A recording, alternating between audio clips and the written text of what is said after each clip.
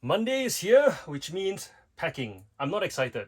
As much as I love seeing the labels, I don't enjoy packing, as you know, but it must be done. So this is me eating my frog, and doing what I need to do to make me happy doing so. And today it is wearing what is my new favorite t-shirt. Thank you, Toby, Captain Op Shop Nerd. Socials in the description.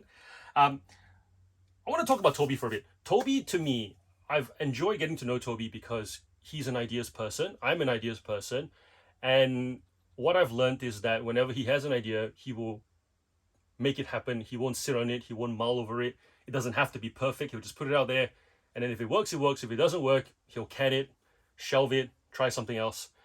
And I love that because if there's anything that I've learned about being on the internet, it's that too many people pre-qualify and disqualify ideas, sometimes because they don't want to put any ideas into action and they will stomp on other people's ideas, or they will doubt people's ideas vocally because it's easier to do that than to put an idea into action. And so very cool seeing the things that Toby does. And I mentioned that as a segue to his current endeavor, which is really cool t-shirts with a platypus to support kids with autism. And if the cause of autism is close to your heart, I would love for you to head over to his socials. I'll link it in the description. Buy a t-shirt. It's affordable and it would encourage an ideas man, more importantly than not, to make more ideas that help more people. And Toby, thank you for the t-shirts. And also thank you for sending the 2 toys that you did. You didn't have to, but you did. Ninja Turtle, Alvin and the Chipmunks Tiny Plush. And Tiny Plush, not because tiny is bad. Tiny because it went to the tiny child of mine, who then carried it with her to church, literally, that same day. And was like, "Where the chipmunks? Alvin, Simon, Theodore." In the back. And, well, more like, "Alvin, Simon, Theodore." Because she can't really pronounce Theodore. Very cute. So, thank you so much for sending a bit of joy to my home. Packing time.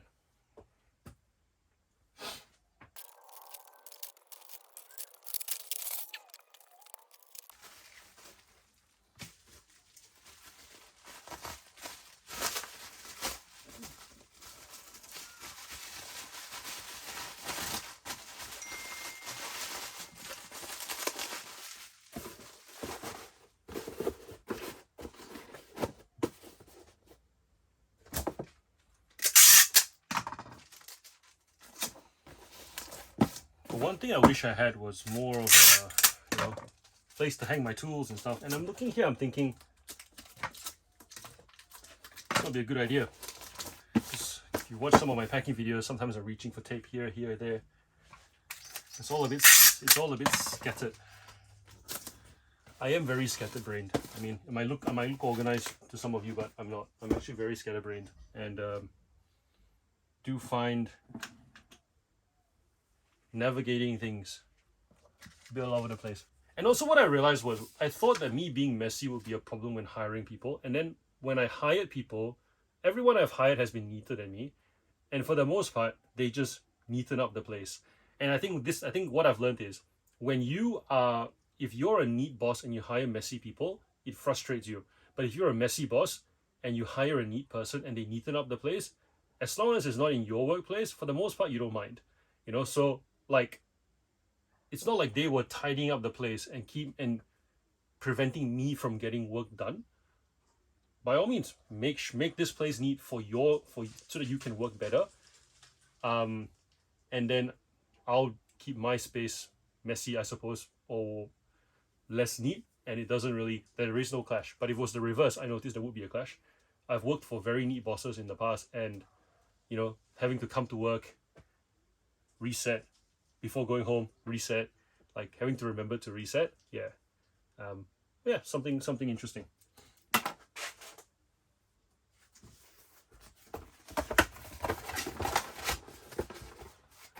Whenever any of my neat employees have decided to tidy up the place, I've not complained. I recognize the benefit of being neat. I don't think there's anything wrong with it. It's just not something that I've ever prioritized, and I don't think I ever will.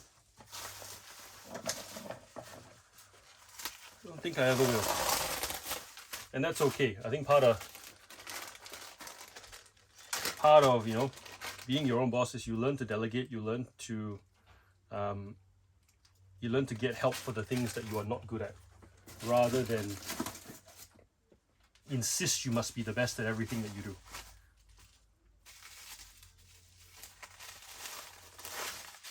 I've definitely gotten a lot better at delegating too, I reckon, with since starting the Discord. We've got Paul who does the IT stuff. We've got Matilda who is full of wonderful, wholesome ideas of how to add value to the community. Mandy's fun. Jonas is sharp, man. Like, I feel like I have at my disposal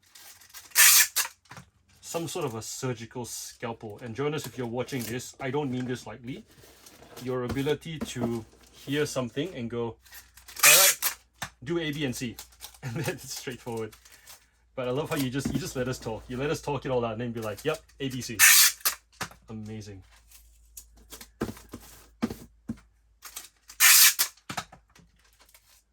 And when you have that kind of caliber talent helping you build something good, you delegate. And that's helping me, especially that's definitely helped me in my business as well. Recognizing that I don't have to keep juggling certain things. I can just get help. I'm willing to get help. So if you're a reseller and you're wondering, must I keep juggling over and over and over again? Not really. I mean, at the start, sure, you're your own boss, you have to figure out everything. But know that when you do get to a point where you need help, that it's okay to let it go, let someone else do it, and recognize that the worst case scenario is they just do less than you. They can't, most of the time they may not do worse than you. And a lot of the stuff we do in our businesses is actually not hard to do. And there are lots of parts where you can delegate it and they can't screw it up. You know what I mean? So I'll give you an example. If you're packing orders and you feel like there must be a certain ribbon tied a certain way for every buyer, otherwise, they won't feel the love. If the ribbon is tied a little bit off, is that really going to matter? To you, it will, because it's your baby, you love it. But really, to the buyer, they still get the ribbon. The ribbon is still more than no ribbon on every other parcel they get, right? Fundamentally, they still get the plus. Just maybe not the way that you envision it being. And with practice, they'll probably get the ribbon tying right. And with practice, they'll probably get the handwritten note right. But until that point, they can still free up your capacity to do other things that only you can do. So just preparing, I suppose, your mind to allow for the delegation is a good thing. Shouldn't need to feel as daunting as, oh no, the kids are leaving home. It's going to be an empty home soon, and it's like a stress response. It doesn't have to be a stress response. That's all I'm saying. It was for me at the start too. And now that I've kind of hired a few people and I'm delegating stuff to build the Discord, I can tell you now, it doesn't have to be a stress response. To look forward to it. Look forward to being able to get more people in to help you because you need help to grow. Could even be delegating to your kids or your partner or your in-laws if you get along with them. Not all of us do, but for those that do, good for you.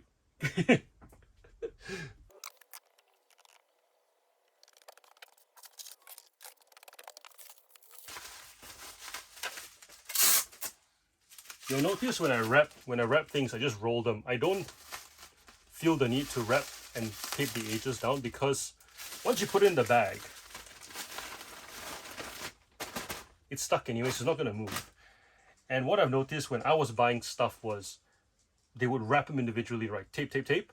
And having to cut open every single tape used to annoy me. And I've actually gotten feedback that these parcels are quite easy to open because they're protected, they arrive as they're intended to, And when there's no need for additional tape and fiddle with it, this one cut comes out. So if there are ways that you don't have to excessively tape, more bubble wrap is never a bad thing, but it's the excessive taping.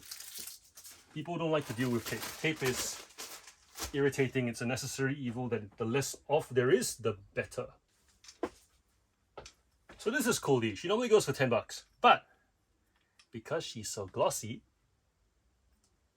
and so shiny, with eyebrows still intact, she goes for 25.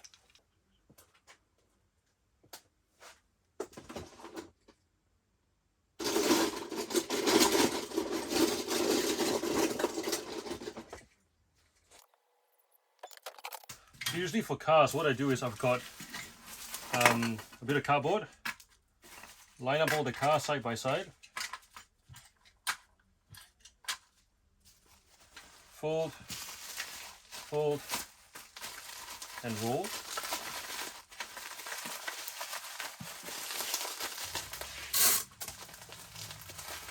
One, two.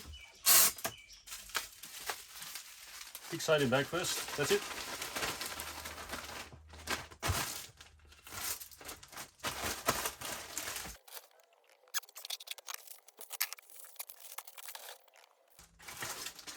So this set's interesting. This set, Rheneas is a common character. This cargo car is quite common. The thing that makes it valuable is the dinosaur. And most kids who buy this set, they want the dinosaur. And the dinosaur is usually the one that goes missing because you'll get kids who take the dinosaur elsewhere because it's really special and whatever. And so when they end up selling the bulk lot, the dinosaur's nowhere to be found. So if you're looking out for, if you ever see this dinosaur, it belongs to a Thomas set. Look and see there's a Rheneas in there, and if there's a green cargo car, this is the full set. In the back, not going anywhere. Also, the other thing I like about die-cast toys is that they're so hardy. You don't have to overpack them, and the parents, when they buy them, they don't expect them to be overpacked either. Here's another one. Streamlined shooting star Gordon. Looks like this. Normal Gordon goes for like 15-20 bucks. This one goes for about 50. So if you see any Thomas trains that have this, like, you know, like they're wearing some sort of a racing suit, all the streamlined shooting star stuff, I think it was Ready Set Race or something like that. It was from one show. These versions go for more money. So if you see them, they're not weird, they're worth more, pick them up.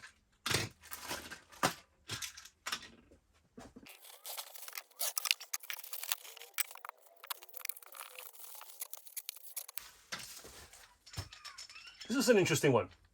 This item, she only bought it.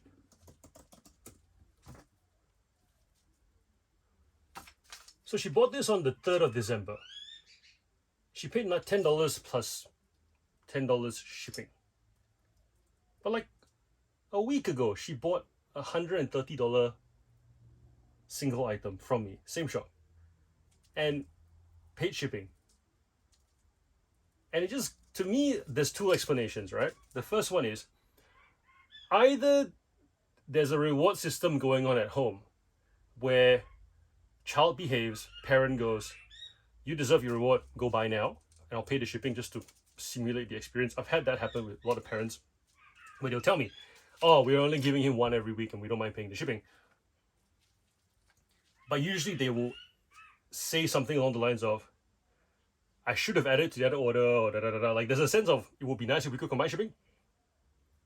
When people don't message me and they don't combine shipping, it tells me that there's a lot more money available to spend than we sometimes think there is. There's all this talk about, you know, cost of living and stuff, and that's real. It's real. I'm not saying it's not real. I'm not saying it's a hoax. I'm not saying it's fake. But it doesn't mean that there are not individual people who still have money to spend. And so if you have those buyers, recognize them and try and cater to them somehow, some way, figure it out. For me, what I normally do is, I've got these Thomas minis, right? They're not worth very much. You usually have to bundle them according to range, and quite frankly, I don't care for it. So for the $1 that I can make on them, I usually just put them in like that. It's a nice little surprise. Kids happy, I'll get a message, I'll get feedback, and whatever category you sell in, there's gonna be this charge key looking thing that you can include as well. What is it for your category? For me, it's this. So I just put it in and wrap it up and good to go.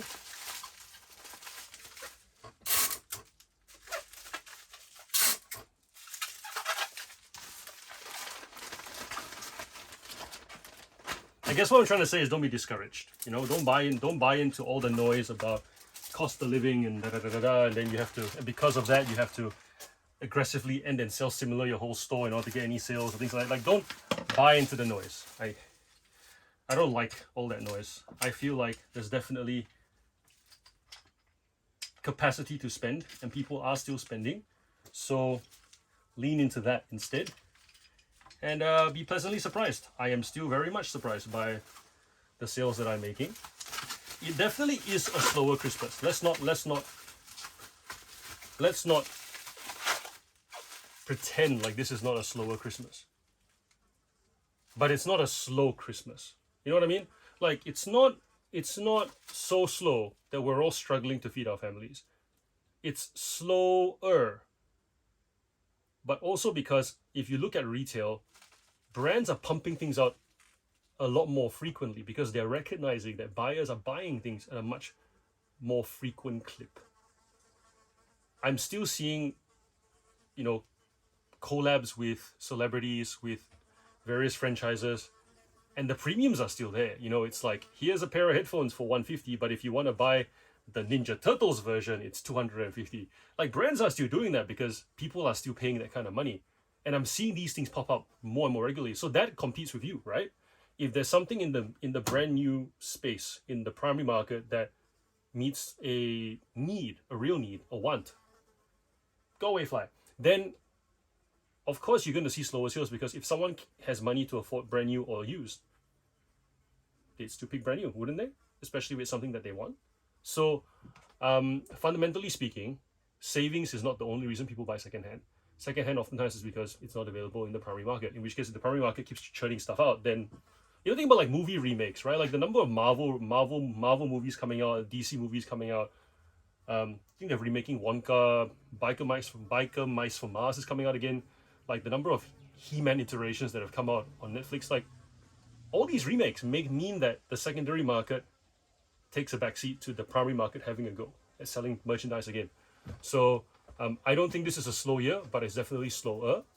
But it's also not unexplainably slow. So no need to go hack your store just to get some. No need to hack your store for sanity. By all means, edit your listings, revise your listings. By all means, lower prices, change photos, things that fundamentally make sense. But if you're going around on a bit of a, witch hunt on the internet trying to find hacks to be sane again in your eBay business, stop. It's not that kind of year. We're not there yet. And I don't think we're close because I sell toys. If this is a litmus test, I sell toys and it's not an essential good. People are still buying. And people are still paying international shipping for these things. $10 item, $29 shipping. If that's still happening globally, we're still okay. Yeah.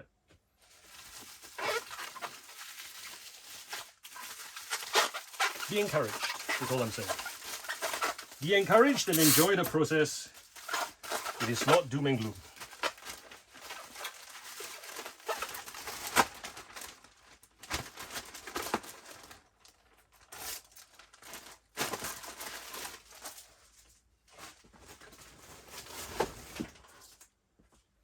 And whilst we're at it, spend time with people who are also not doom and gloom, and you'll likely find that your perception of reality starts to shift as well.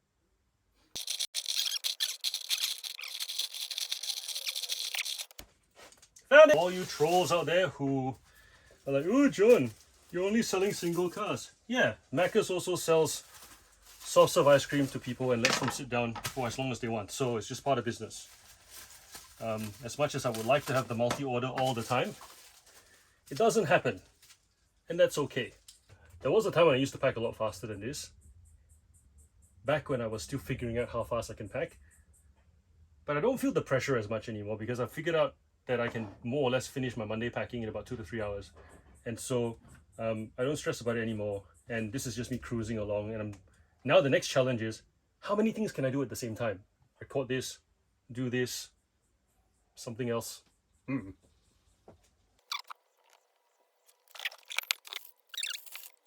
How pretty is that? Look at that. So pretty. There you go closer. They see me rolling. F2. That was quick.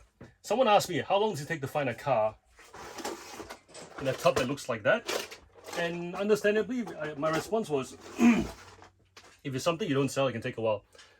That car before took a while because it was kind of upside down. But this one, you saw that, comes out. So for the most part, it's that quick. Sometimes the tub's bigger and there's more cars in there, it's a bit more of a rattly thing, takes a bit longer.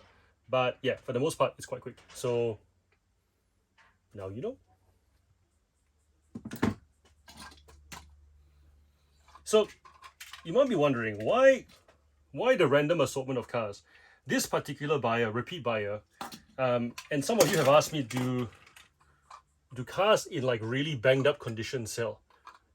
So in short, they do. Firstly, combi vans always do really well because they're iconic.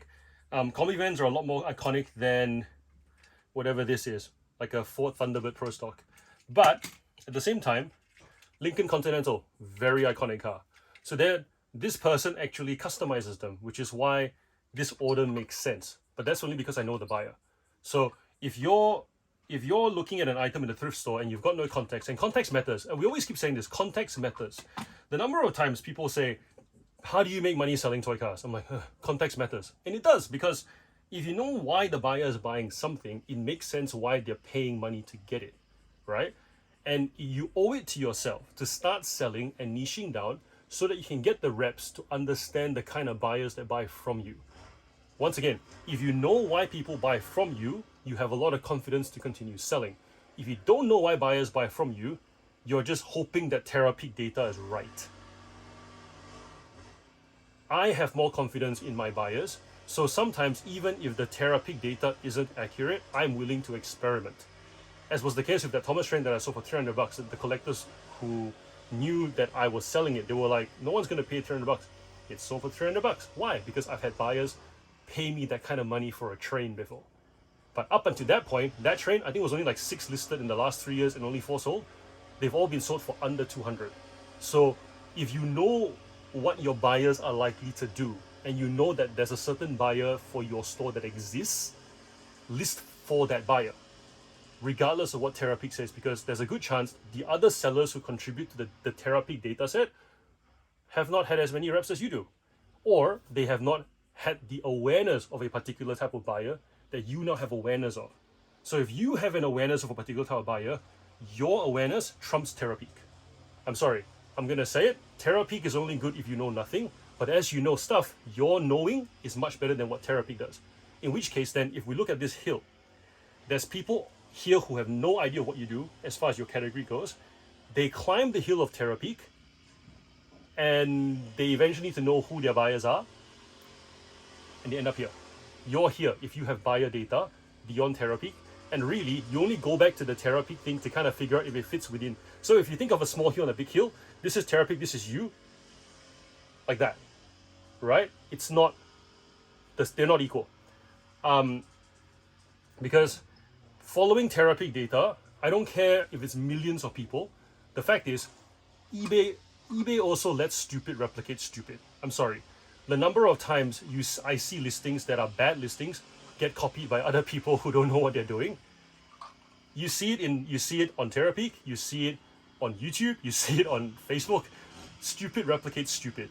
And if you have so much reps that you know, if you look at Terapeak, right? If there are 1,000 sellers, 10,000 items sold.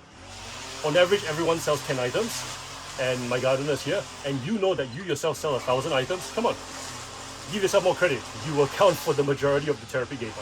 In which case, then trust yourself, screw Terapeak.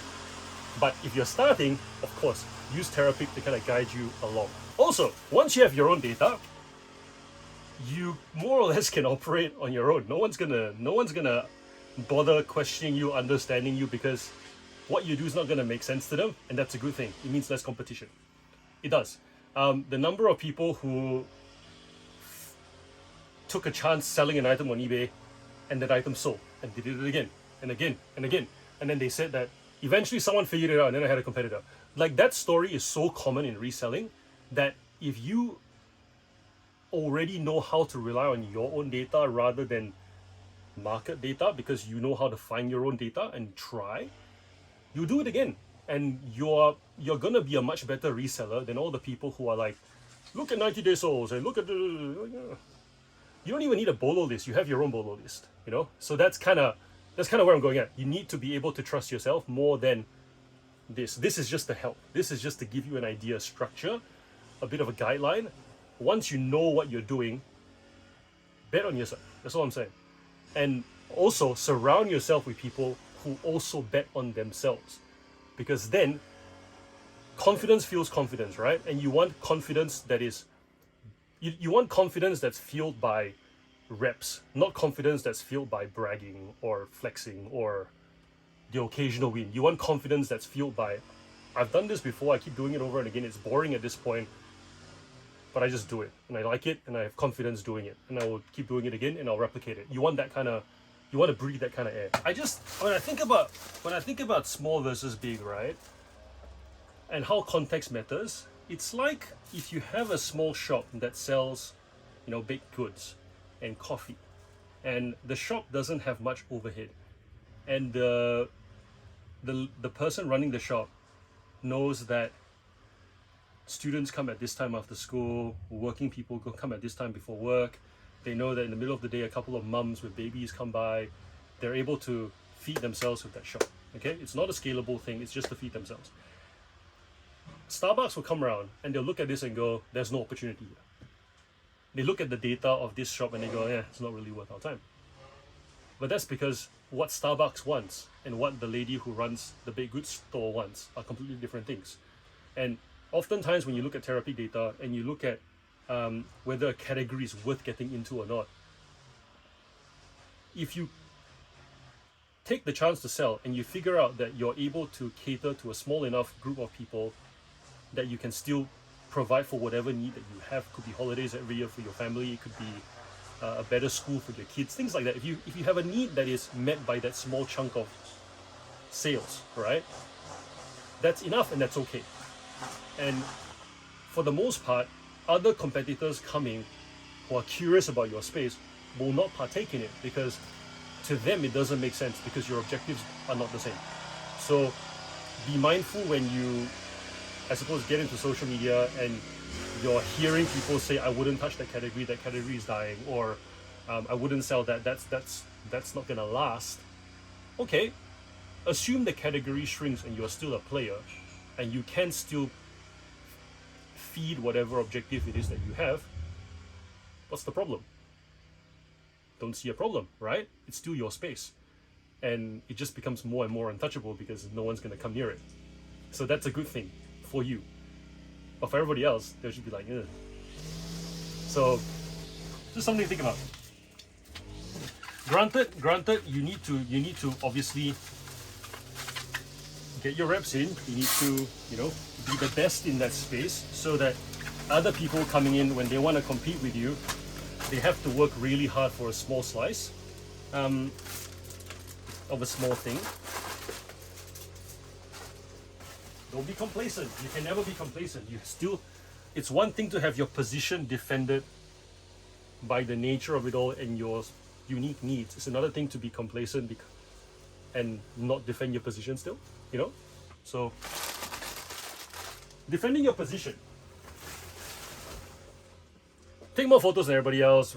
Don't write long, lengthy descriptions that are unnecessary. Price competitively. Have competitive shipping. Make use of all the band discounts that you get with MyPost Business.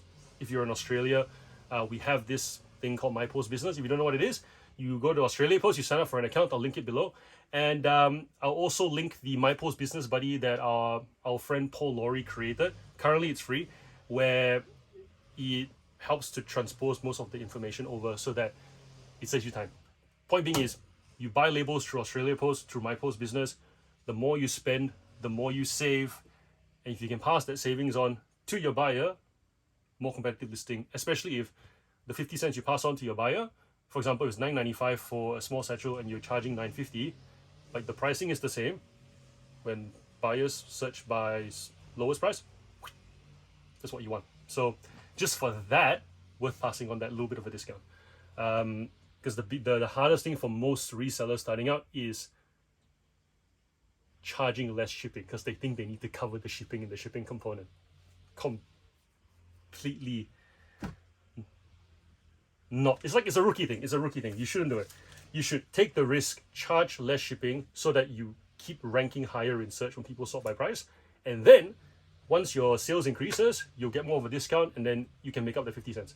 It's it happens a lot quicker than people think it does. That was my experience anyways. Defend your position. Be vigilant. Don't be complacent. There's a brand of cars that most of you may not know about, and that's it's called Greenlight, and they look like this.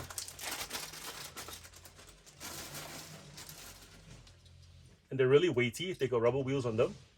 So if you see Greenlight in the op shops, pick them up. They get released in limited numbers, and from memory, the hood opens up too. There you go. Quite detailed engine in there as well. They are more skill accurate than Hot Wheels, and they're also quite hard to come by. So when you do see Greenlight, pick them up.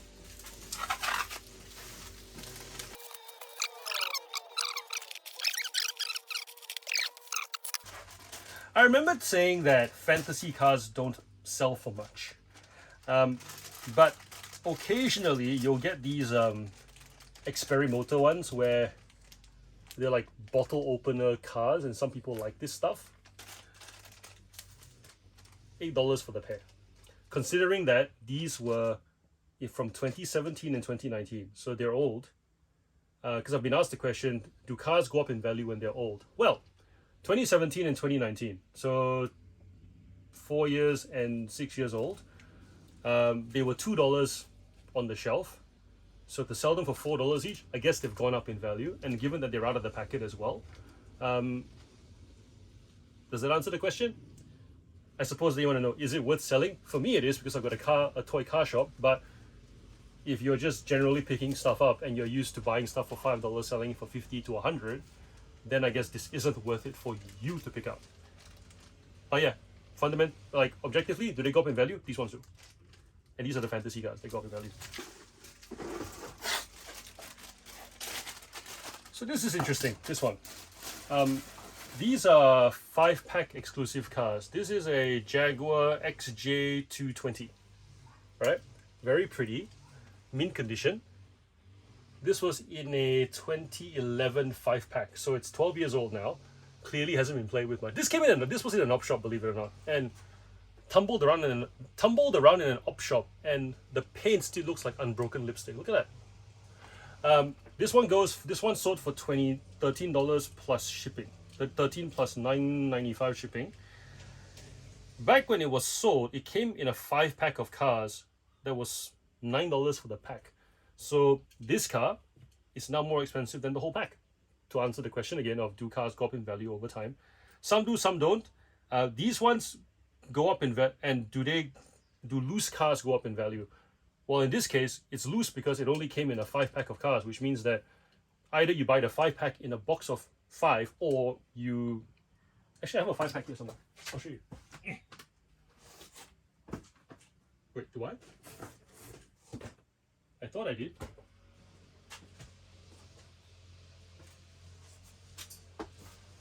Could have sworn I had a 5-pack here somewhere.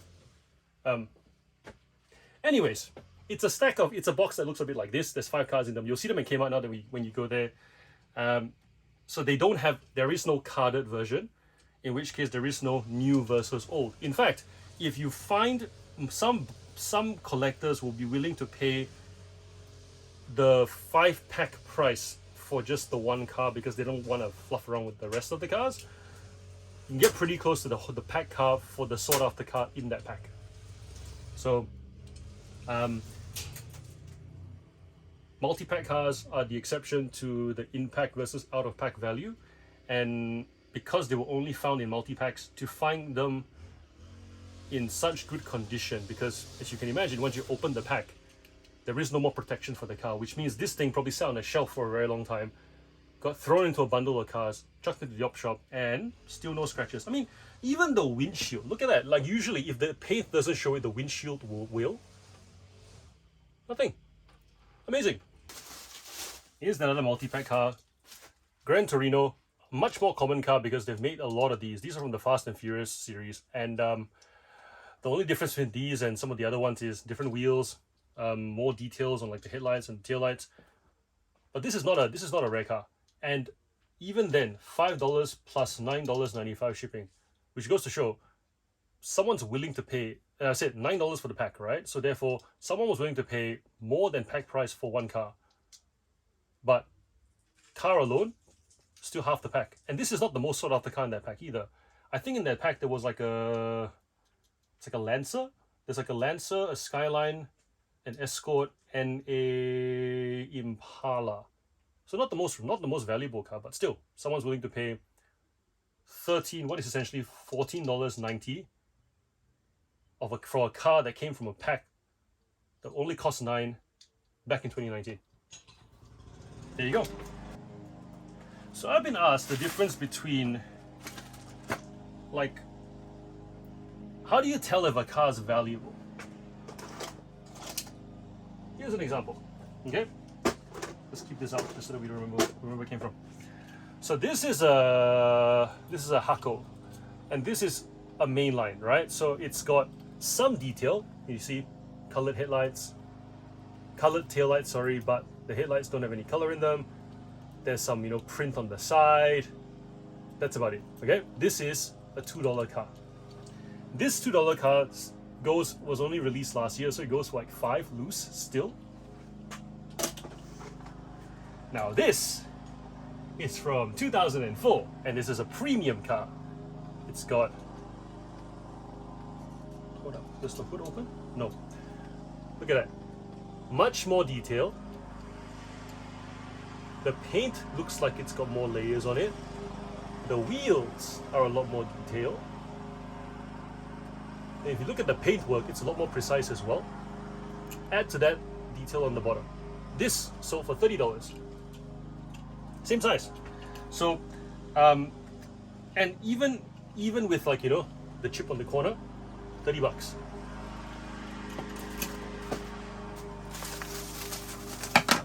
Oh, Dukes of Hazzard Dodge Charger. Yeah, if you see anything from films, pick them up. Like, the A-Team van, the Dukes of Hazzard Charger. What else? Let me know in the comments. What are iconic cars that one should look out for? I'm not all over my movies, but somehow movie cars stick out. Even I remember selling the Greenlight had like a Chrysler 300 from Breaking Bad. Was it the Dodge Challenger? I can't remember which car it is now. But that one sold for a bit too, and that one I was quite surprised by. I was like, oh, okay. Standard car. No one's actually made it, but somehow, because it's exactly made as the one from Breaking Bad, sold for quite a bit. I think it was in the 50s from memory. I could be wrong. You sell a category now, you kind of get a feeling you'll pick stuff up at a particular frequency. And here's what I mean. So this car I've had since November. I've listed this car November 13th. And it was listed for $14.95. And then I picked this up, listed it for November 30th. This car comes from this set. This came as a set, and so they go together. Dr. Pepper. Together, the moment this was sold, this was listed, this got sold as well, repeat buyer, which is annoying because he bought it as promoted. He bought this as promoted listings, and then he went back and bought this one. Together sold for $51.96 plus postage. And this is interesting for me because it goes to show that someone could be searching for something and they are a repeat buyer and they see a listing pop up on promoted listings and they immediately click on it because they know it's your thing and they didn't know you had it, but now you do. You can't avoid promoted listings even with repeat buyers. But I do wonder whether without the promoted listings, whether the sale would have happened as quickly as it did. So I'm not opposed to promoted listings because it does place you in front of the buyer. And I wonder if eBay would promote your listings more to repeat buyers as well, knowing that the rapport leads to a quicker conversion. So when thinking about promoted listings, I do it. Most of the people in my community do it. In fact, some of us toy with dynamic as well to see how much that leads to an increase in sales. For a couple of members, they've had the best month they've ever had in sales ever on eBay doing dynamic. Granted, dynamic varies depending on category. For some people, it's somewhere in like 16-17%, which is a bit obscene. But for some, it's like in the 7-8%, which is not that much of a stretch from like the 3 to 4%. So if you experiment with that and you are able to say get 30% more sales, is it worth it? Comes down to your buy cost. That's the secret, right? So oftentimes on social media, people will complain. They'll be like, oh, eBay wants more money. Yeah. For people who buy at retail expecting to sell above retail, those margins are tight. But if you get your stock for free, or if you get your stock for $1 a piece, what is an extra 3%? If it means you move stock faster, if it means that the algorithm places items in front of buyers who are more likely to convert because they know that those buyers already like shopping with you. All good things. So to me, if you're working hard at your store, if you're putting in the reps, if you've got data, good data that eBay can use of your performance and of buyers that continually buy from you, promoted listings definitely works. And I just keep doing it. Yeah. Hashtag team promoted listings.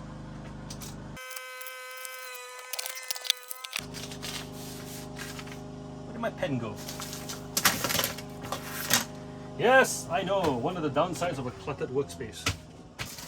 Where did that pen go? I swear, if it's just in front of me, this... Where did my fun go? Oh, there.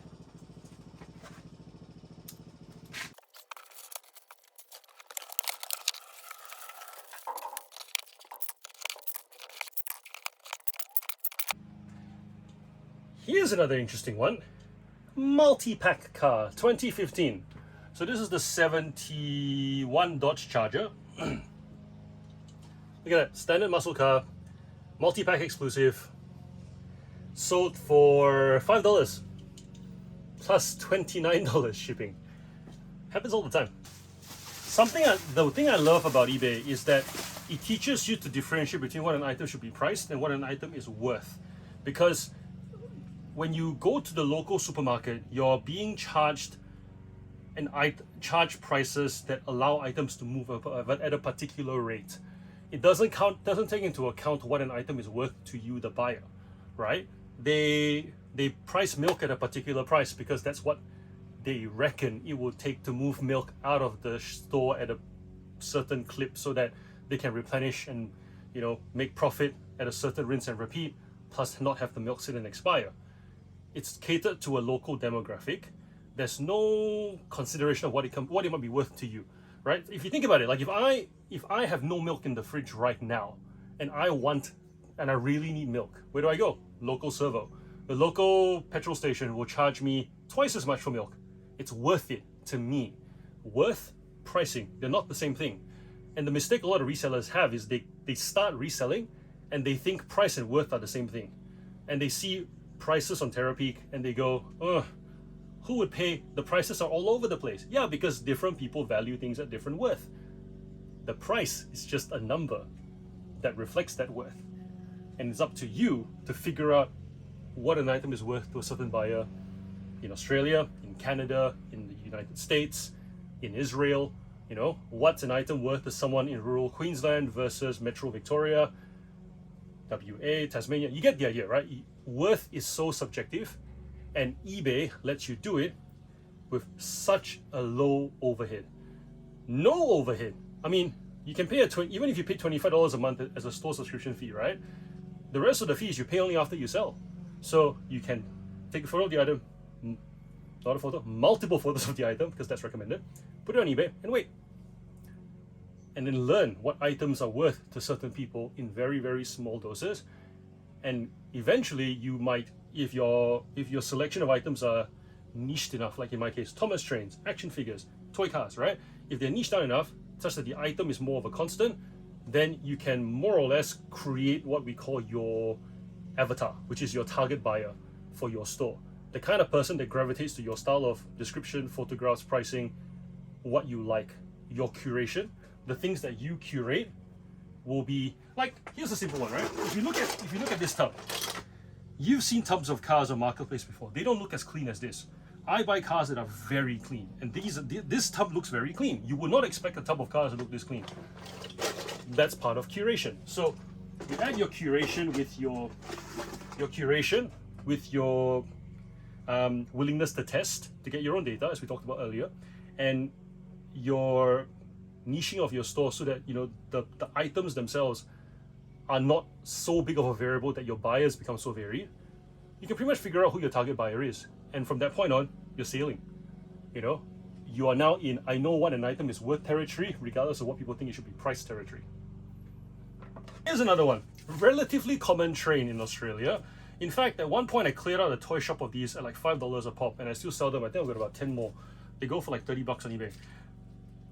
Some lady bought this in Canada, and she's like, please make sure it arrives by Christmas. I said, I'll try, I'll ship it out today. So on the topic of target buyers and testing, that's also what we're doing with the Discord community. We've picked a number, $29 a month. We're not charging yet because we feel like there needs to be a certain number of people in the community before we charge, because then we want it to keep rolling. We want there to be some sort of momentum. And when thinking about ideas and whether they are worth implementing or not, picking a number for the sake of picking a number is not the point.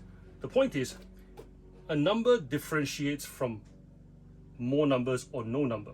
So if we're charging $29 a month, what we're really saying is we're not a $99 a month offering, but we're definitely going to be better than free. And we also recognize that free doesn't tell us anything about the product either. Everybody will do anything for free. The moment it becomes $9.95 a month, what's the drop off? Because it needs to meet a certain need for the money paid. At $29.95, what does it achieve? $69.95, $99.95, $999.95. Picking a number is a test.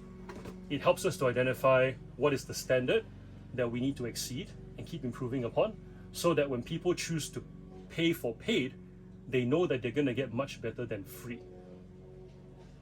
Doing things for free doesn't give any data, and it doesn't provide any sort of precise feedback. We want precise feedback, and we're constantly seeking feedback. Asking people to pay whatever they're willing to pay also doesn't provide feedback. It's not precise.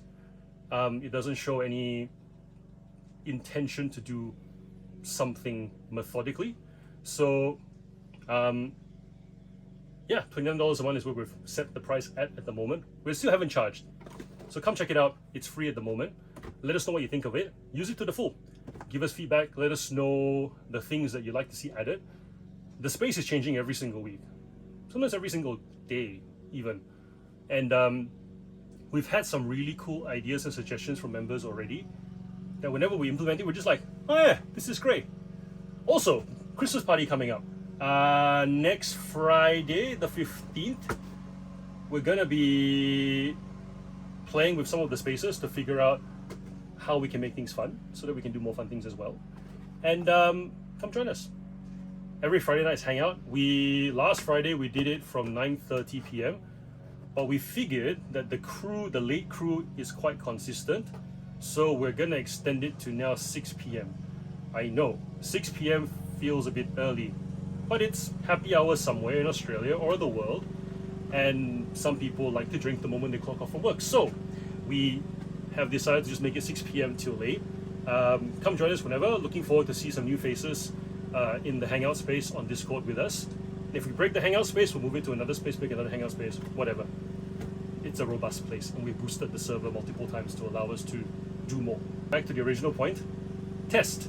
Parameters have to be precise in order for you to know what you're doing, in order for you to know what standard you're aiming to exceed and over deliver upon. It's just a standard. That's all it is. Pricing is a standard.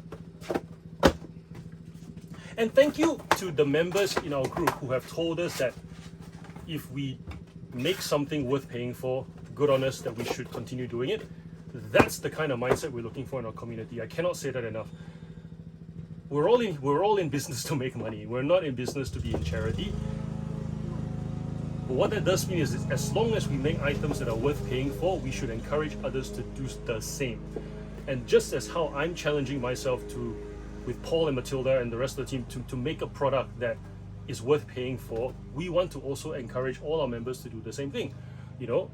whatever ideas they may have, whether it be a t-shirt to support autism, whether it be a yearly charity gala, whatever it might be, right? If it's an endeavor that's worth doing, it needs to be resourced and it needs to be able to get a return. Yeah. Otherwise, it fizzles out. It doesn't last. Otherwise, the return, if the return is not material, the return is immaterial, and that's actually quite scary and risky. And I'll tell you why. If you're doing it not for money and just for the dopamine hit of feeling good that you've done something good and free, once there's even the littlest bit of pushback, discouragement kicks in, because that's the anti-currency, right? If the currency is feeling good, not feeling good is the anti-currency. And it's a lot easier for people to pat you on the back for doing something helpful. It's another thing for people to do that and also pay you for it because they believe in it and they're investing it because they know that they're going to get a return on it. And that helps you to know, all right, this is the new baseline, this is the new standard, we're going to build upon that, upon that, upon that. There's a method to what is supposedly madness. So as we do this experience, this adventure of building out a paid Discord community, part of that is also learning how to do it in such a way that we can then teach other people to do it too. Provide a model to follow, and from what we have learned in running businesses, I've run a business before this one, Paul's run one before this one, Matilda's run one before this one, Jonas helps businesses run, Mandy runs her own business. Like, we've all run businesses and we all know that models can vary so dramatically, but they all can also work depending on the circumstances that they are meant to serve. And having that nuanced understanding, that depth, comes from actually living out a certain mindset that is, things that are worth building must be paid for and resourced, otherwise they fizzled out. We're not doing it for shits and giggles, we're not doing it for likes, and we're not doing it for mentions, and we're not doing it for clout. It's meant to last, it's meant to provide for families, it's meant to help other people provide for their families as well. I cannot take my subscriber count to my wife and tell her that I'm doing a good job. But I can take a business model that's paying money and tell her that this is worth building. And one day I hope my son will work in it and he'll partake in it and he'll be proud of what I've built. And that's something that she can get behind. And I feel like a lot of members in our community have a very similar thing as well, which is we want to do something that our families can be proud of, that they can get behind, be part of, that they can model after. And that's a lot more meaningful, a lot deeper than feeling good just for today. So here's an interesting example, right? This is one of my regular buyers. I've got 4 cars here, okay? 4 cars. Most people talk about red lines and they'll say, I want to find something with a red line. Here's one with a red line. But it's a current red line. So this one sold for $12.95 and it's a Bounty Hunter Star Wars car. Came out in 2017. So that's the red line. And then we've got vintage cars. People will say, oh, let's go buy vintage cars with rubber tires. Okay. This one is a Jeep CJ7 from 1983. Rubber tires, yeah, they all still roll, very good. Problem is, missing a windshield. Still goes for $10. Most people wouldn't pick this up because windshield's missing. Then we got the Bywayman. The Bywayman, 1983 as well. Rubber tires. Broken, whatever that thing is. This sports bar, right? Also $10. Scuffed paint. But the eagle's pretty clear. So in that sense, it will still display quite well relative to, like, next to the other stuff that the person will have in their collection. This thing doesn't have any of the things that people look for when they look for cars. They go, does it have red lines? No. Rubber wheels? Nope. Is it made in Hong Kong? Nope. But it is a 1987 GMC Wrecker, mint condition. Look at that. And with a tow truck, the most important thing is, ta-da, the hook that is not bent, chewed up by a child or a dog. This one, $20. So we have 12, 10, 10, 20. So by the standard eye test of the regular person looking for toy cars, they would have, you know those sip tests where you've got like Coke and then like Pepsi and then some other random drinks and tell you to guess which one is which? that test would have failed for these cars because most expensive ones here. Every category has a nuance, and you owe it to yourself to learn what those nuances are, and then give yourself credit for the fact that because you know those nuances, you're gonna do well, and you're gonna be able to carve out your own space, you know?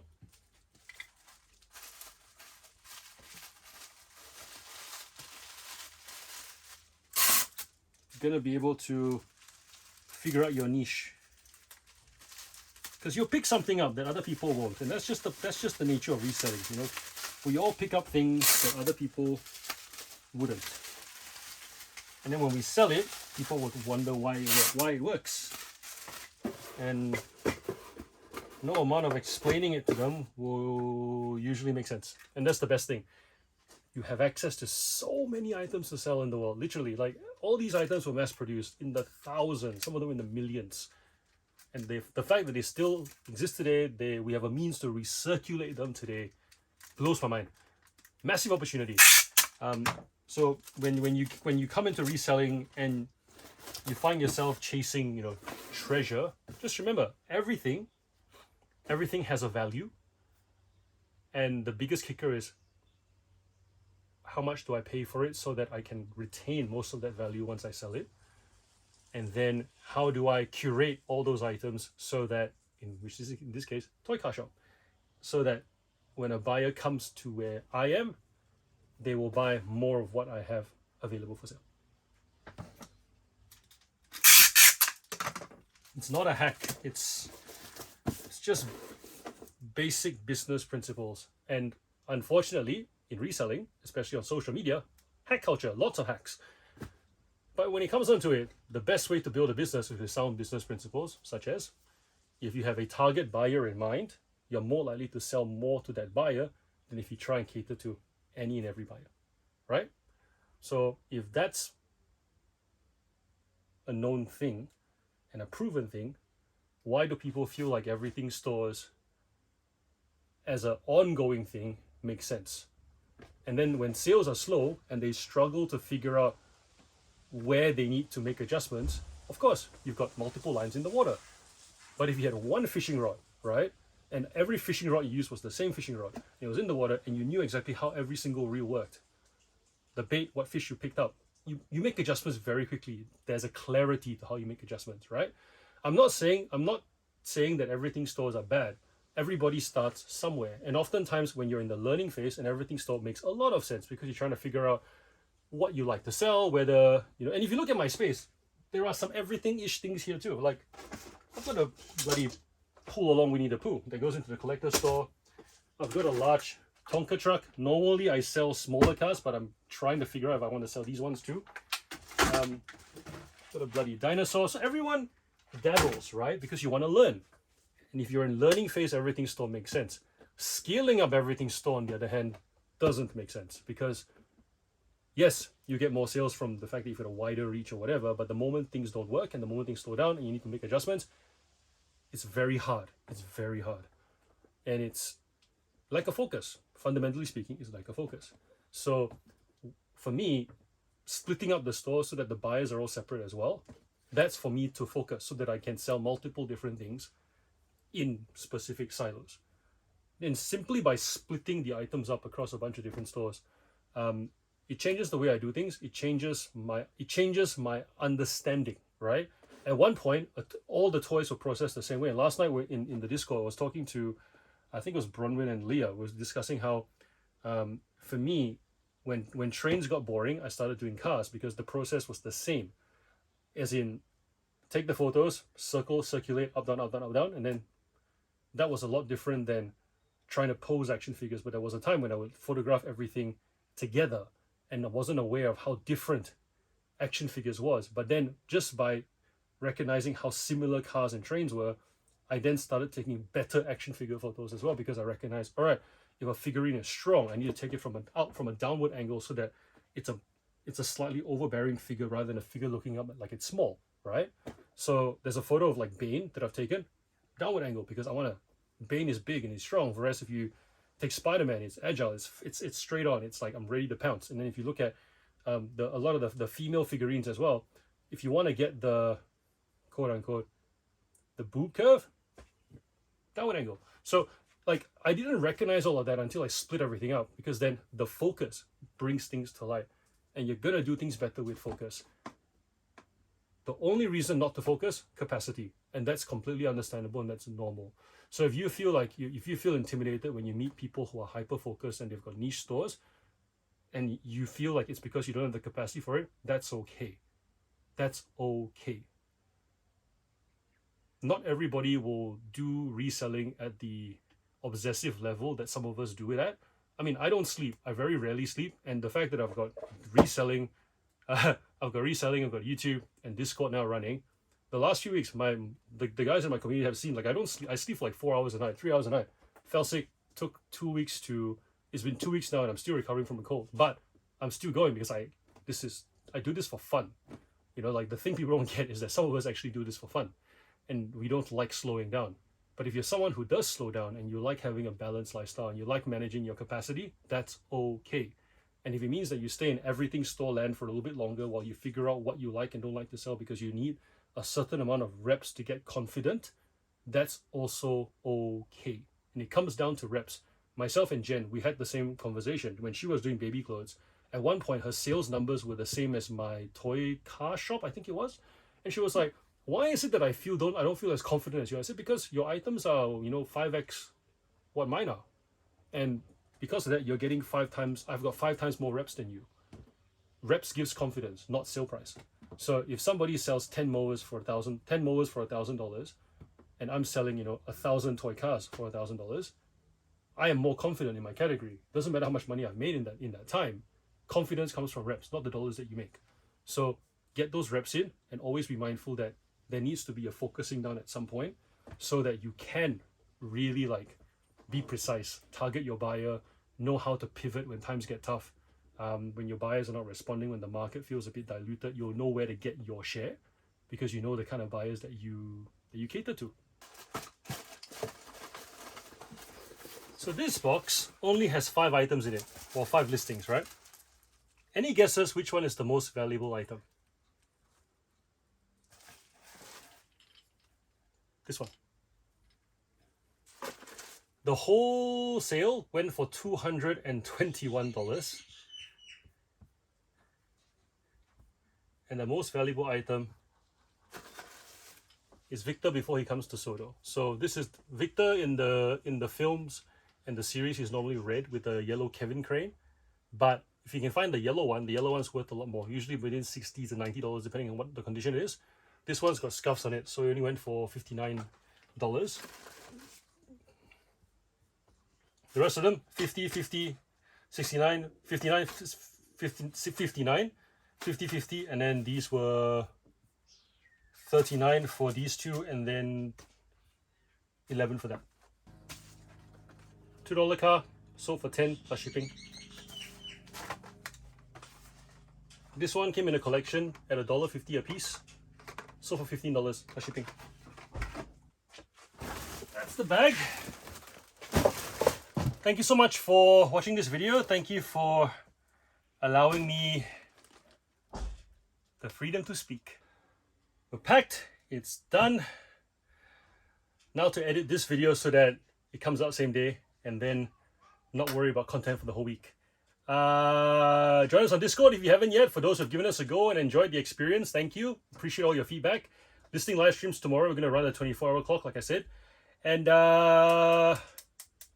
Christmas party next Friday. Join us. Happy reselling. Take care. Until next video.